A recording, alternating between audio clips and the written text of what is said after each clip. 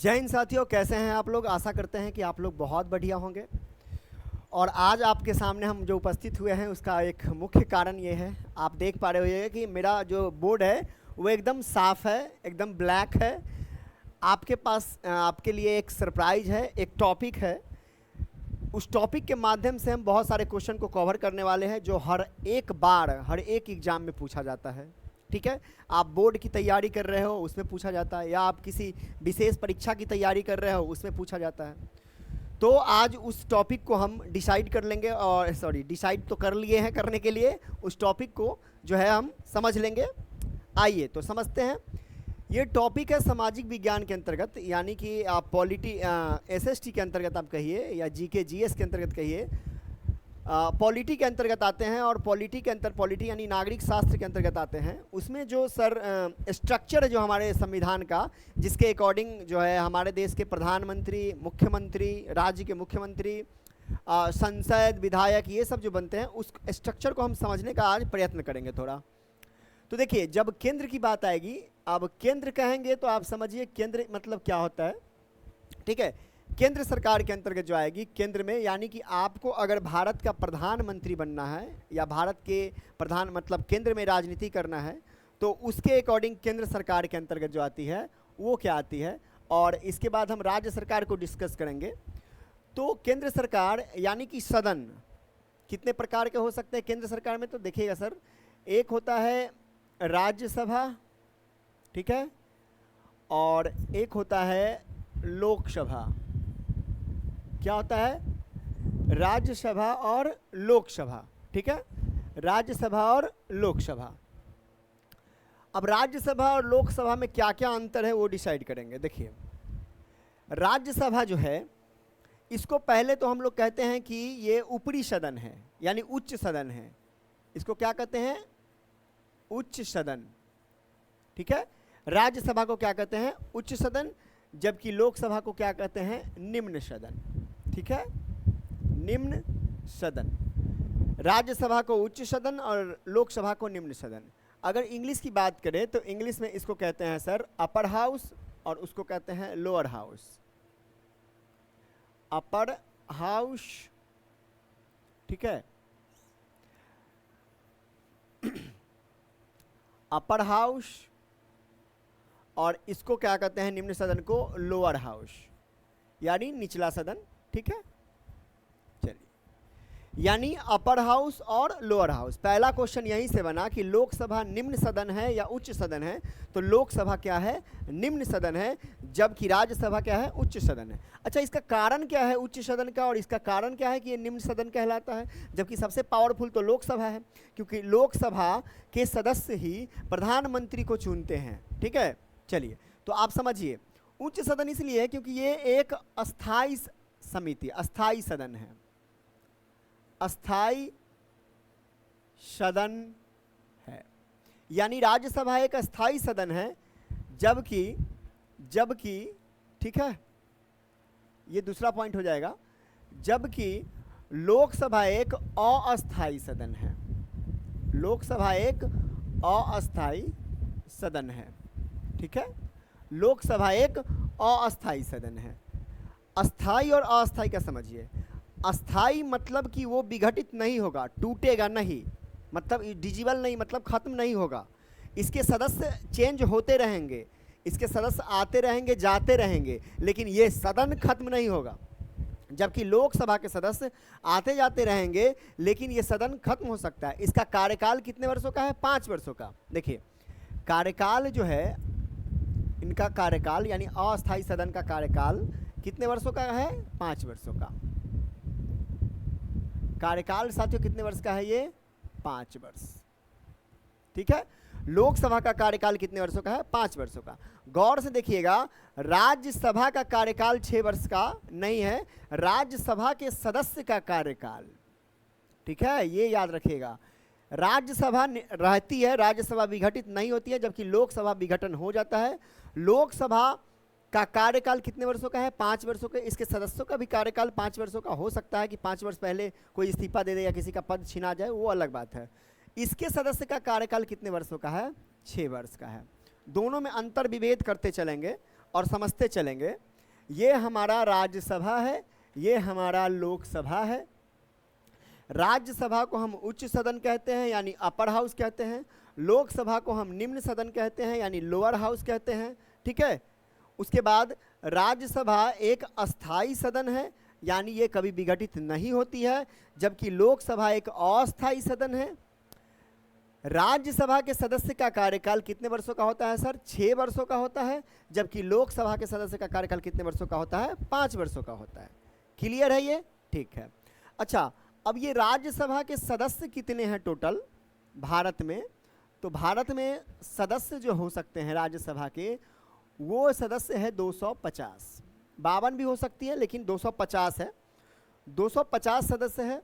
जबकि लोकसभा के सदस्य कितने हैं? तो आप जानते हैं लोकसभा का जो सदस्य है, लोकसभा का जो सदस्य है वो भारत में कितने हैं टोटल? 543। ठीक है, लोकसभा में कितने सदस्य हैं? 543, जबकि राज्यसभा में कितने सदस्य हैं? 250। ये विघटित नहीं हो सकती है, जबकि ये विघटित हो सकती है। हर एक 5 वर्ष बाद चुनाव होता है, ये हर एक 6 वर्ष बाद इसके सदस्य का चुनाव होता है। लेकिन ध्यान देने वाली बात ये है कि इसमें ना, लोकसभा में ना जनता डायरेक्ट वोट करती है, जनता भाग लेती है, यानी जनता वोट डालती है तो लोकसभा के सदस्य चुनते हैं, चुनकर बनते हैं। यानी जनता के वोट से लोकसभा के सदस्य निर्वाचित होते हैं और जनता के वोट से लोकसभा के सदस्य निर्वाचित नहीं होते हैं। मतलब हार जीत ये जनता के ऊपर डिपेंड करता है। यानी आप समझिए कि अभी जैसे कैमी लोकसभा है, अभी 18वीं लोकसभा है, ये अभी जो चल रही है 18वीं लोकसभा का कार्यकाल कब से कब तक? ये 2024 में चुनाव हुआ था और 5 वर्ष रहेगा, तो यानी 2029 तक रहेगा। यानी अभी जो लोकसभा चल रही है, ये क्वेश्चन पूछा गया था, अभी जो लोकसभा चल रही है वो कैमी लोकसभा है? 18वीं लोकसभा है। कैमी लोकसभा है? 18वीं लोकसभा है। ठीक है, लेकिन ये नहीं है, ये तो हमेशा से चलते आ रही है, तो इसमें डिफाइन करना गलत बात हो जाएगा। ये कैमी राज्यसभा है। ठीक है, तो लोकसभा के सदस्य जो 543 होते हैं, आइए बताते हैं और क्या होते हैं। अभी यही 543 लोकसभा के सदस्य ये किसकी नियुक्ति करवाते हैं? प्रधानमंत्री। प्रधानमंत्री यानी जिस भी पार्टी को 543 में से बहुमत का आंकड़ा कितना है सर? बहुमत का आंकड़ा कितना है? बहुमत का आंकड़ा है 272। बहुमत का आंकड़ा कितना है? 272। यानी जिस भी पार्टी को 272 सांसद का समर्थन मिल गया, उस पार्टी का नेता भारत का प्रधानमंत्री बनेगा। क्लियर है? समझ पा रहे हैं? 543 सदस्य टोटल भारत में है। 543 सदस्य में से जिस भी पार्टी को 272 सदस्य का समर्थन मिल गया, उस पार्टी का प्रधानमंत्री होगा। और प्रधानमंत्री क्या होते हैं? नियुक्त होते हैं। ये याद रखिएगा, प्रधानमंत्री क्या होते हैं? नियुक्त होते हैं। और नियुक्त कौन करते हैं? तो नियुक्त करते हैं इनको राष्ट्रपति। क्लियर है? प्रधानमंत्री की नियुक्ति कौन करते हैं? राष्ट्रपति। इस बात का प्रॉपर ध्यान रखना है। प्रधानमंत्री क्या होते हैं? नियुक्त होते हैं। अब प्रधानमंत्री को नियुक्त कौन करते हैं? तो प्रधानमंत्री को नियुक्त करते हैं राष्ट्रपति करते हैं। क्लियर है? ये पॉइंट समझ रहे हैं आप? भारत में 543 सदस्य है। जिस भी पार्टी को बहुमत प्राप्त होगा, कोई भी पार्टी हो, बीजेपी हो, कांग्रेस हो, इंडिया अलायंस हो, एनडीए गठबंधन हो, या जो भी पार्टी का बहुमत जो है 272 सांसद जीत कर आएंगे, उस पार्टी का नेता भारत का प्रधानमंत्री बनेगा। जैसे अभी मोदी जी हैं, तो मोदी जी को 272 से ज़्यादा 290-95 का बहुमत प्राप्त है, इसीलिए वो भारत के प्रधानमंत्री बने हुए हैं। जिस दिन 272 का आंकड़ा नहीं छू पाएंगे, उस दिन वो प्रधानमंत्री के पद से हट जाएंगे। क्लियर है? अब प्रधानमंत्री के क्या होता है? नियुक्त होते हैं, यानी नियुक्ति होती है प्रधानमंत्री का। कौन करते हैं नियुक्ति? राष्ट्रपति करते हैं। क्लियर है? अब प्रधानमंत्री का उम्र तो आप जानते ही हैं, उम्र न्यूनतम कितना होता है? 25 वर्ष। ठीक है, 25 वर्ष। यानी एक लाइन यहाँ पे भी है, रुक जाइए, यहाँ पे भी है, यानी इनके सदस्य का उम्र जो है, ठीक है, राज्यसभा के सदस्य का न्यूनतम उम्र कितना है? 30 वर्ष है। कितना वर्ष है? 30 वर्ष है। जबकि इनका जो सदस्य का उम्र है, इनके सदस्य का जो उम्र है वो कितना है? 25 वर्ष है। इस बात को याद रखिएगा साथियों। ठीक है, बहुत बढ़िया, आपको अगर समझ में आ रहा हो तो अच्छा लगा। हाँ ठीक है, ठीक ठीक है। चलिए, तो अब आगे यहाँ, अब ये भी समझ गया कि प्रधानमंत्री की क्या होती है, नियुक्ति होती है। प्रधानमंत्री की नियुक्ति कौन करते हैं, राष्ट्रपति करते हैं। 543 सदस्य है भारत में लोकसभा के, उस लोकसभा के सदस्य में से जिस भी पार्टी को 272 सीट मिलती है, उस पार्टी का भारत का प्रधानमंत्री बनता है। इसमें कोई दिक्कत, नो डाउट सर, कोई दिक्कत नहीं है। ठीक है, तो ये लोकसभा और राज्यसभा की बात रही। अब हम राज्य के तरफ मूव करेंगे, तो राज्य की तरफ अगर मूव करेंगे, तो राज्य की तरफ मूव करेंगे तो राज्य में क्या क्या होता है सर, वो तो केंद्र की बात हुई। अब आइए राज्य की बात करते हैं। तो राज्य में भी होता है सर, ठीक है। हाँ।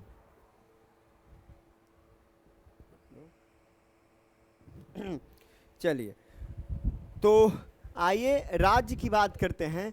तो राज्य में भी दो होते हैं, ठीक है, राज्य में भी दो होते हैं। एक होते हैं सर विधानसभा, क्या होते हैं सर, विधानसभा। एक होते हैं विधान सभा और एक होते हैं विधान परिषद। क्या होते हैं, विधान परिषद। एक होते हैं विधान सभा और एक होते हैं क्या, विधान परिषद। कोई दिक्कत, कोई दिक्कत नहीं सर।